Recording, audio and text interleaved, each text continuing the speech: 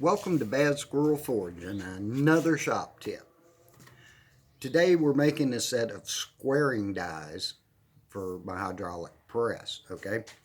Squaring dies are great if you're making a crush W pattern to fold your corners, or if you're doing canister Damascus to give you pressure from all four sides at one time while you're doing your welds, okay? Squaring dies are basically, oh God, this is heavy, are basically two triangle pieces. On the bottom, you'll have two on the top, and when they compress, it'll make, let me see if I can set this down here. There we go. And you can compress from all four sides one time.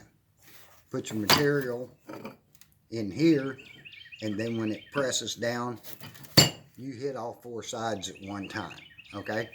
Now, the big problem with making squaring dies is I start out with square stock because you can't buy triangle stock. So I buy square stock and split it down the middle. Now, the big problem is holding this straight while you're cutting because your bandsaw will want to turn it one way or another in your hand. What I do for that is I use angle iron, okay? And I take two pieces of angle iron and put on each side of my square.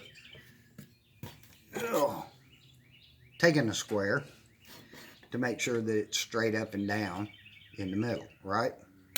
Then I simply tack weld it on each side, and I can lay this flat on my bandsaw and slide it through and cut from corner to corner, okay?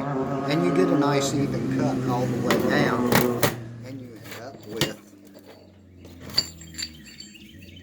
two pieces for your squaring dies. You may have to do a little bit of cleanup work on the inside. Then I weld those to my die plate. Make sure everything lines up good, and you have a set of squaring dies. And that's it. That's our shop tip for today.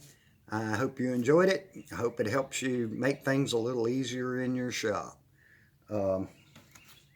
That's pretty much it. Once these are tack welded up, you're free to go. You can just cut right down the middle, grind your welds off, your two triangle pieces fall off.